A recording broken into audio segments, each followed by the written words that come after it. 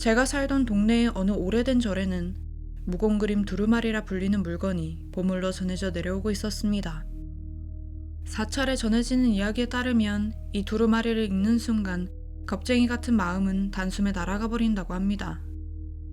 아무리 소심한 사람이라도 엄청난 담력과 용기가 샘솟아 전쟁터에 나가는 것이 즐거워 미칠 지경이 된다고 하더군요. 그래서 옛날에는 동네 사무라이들이 출진할 때마다 반드시 이 두루마리를 공개해 보여주곤 했답니다. 그런데 문제는 그 영험함이 너무 지나치다는 것이었습니다. 두루마리를 읽은 사람의 인격이 완전히 딴판으로 변해버리는 겁니다.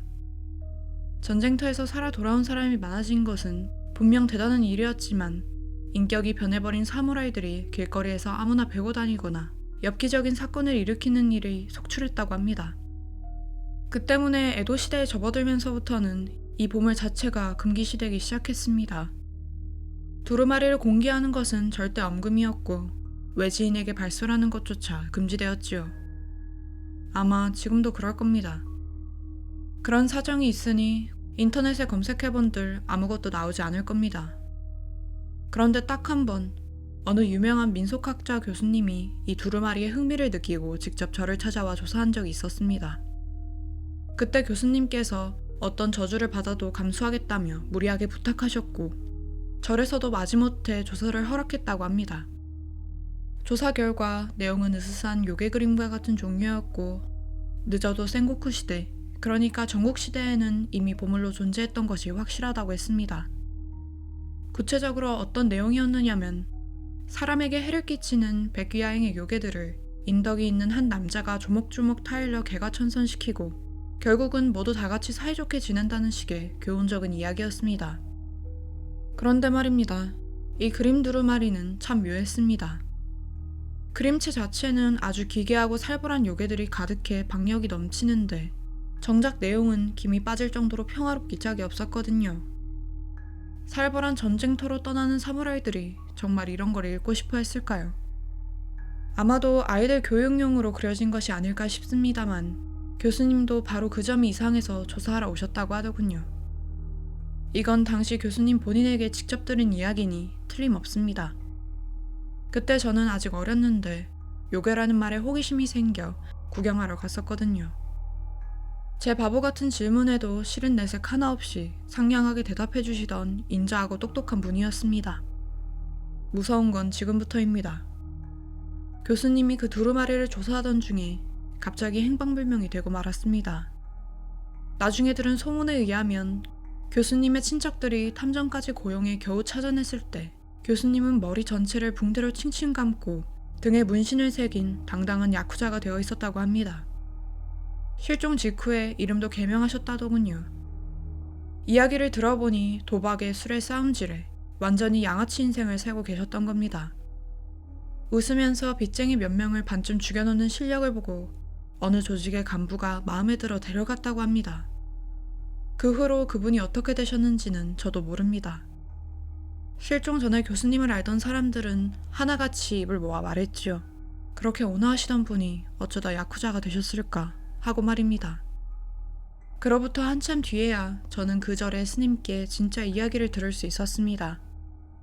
스님 말씀으로는 역시 그 두루마리를 보여주는 게 아니었답니다. 영원히 봉인해 두었어야 했다는 것이지요. 그 두루마리에 그려진 요괴들은 하나같이 살벌한 전쟁시대에 처참히 죽임을 당한 원령들이 깃들어 있다고 합니다. 그 원령들은 구원과 성부를 바라며 따뜻한 마음씨를 가진 사람을 끌어당긴다고 했습니다. 그리고 뽑아내는 겁니다. 영혼을 말입니다. 원령들이 그 사람을 너무 마음에 들어해서 영혼을 계속해서 뽑아가 버리면 남겨진 몽뚱이에는 거친 기질만 남게 된다는 것이었습니다. 바로 그 교수님처럼 말입니다. 무공, 그러니까 싸움 실력만 원하는 사람에게는 편리할지도 모릅니다만 인간다운 마음은 더 이상 이 세상으로 돌아올 수 없게 되는 겁니다.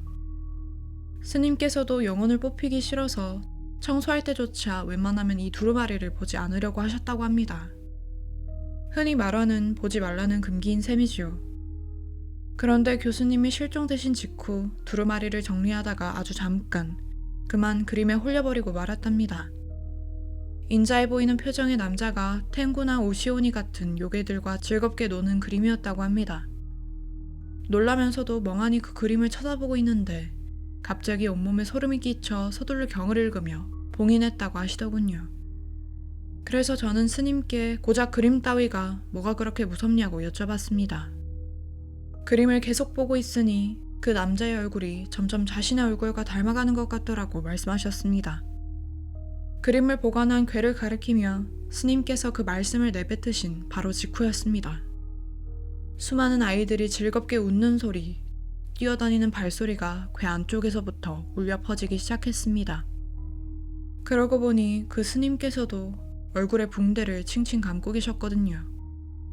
제가 어디 다치셨냐고 여쭤보자 스님께서는 딱 한마디 하시더군요. 자신도 절반은 뽑혔으니 너도 이건 보지 않는 게 좋겠다고요. 스님은 그렇게 말씀하시면서 붕대를 푸셨습니다. 왼쪽 얼굴의 눈 위치가 이상했습니다. 입은 귀까지 찢어져 있었고 엄지손가락만한 날카로운 덧니들이 입술 밖으로 몇 개나 툭툭 튀어나와 있었지요.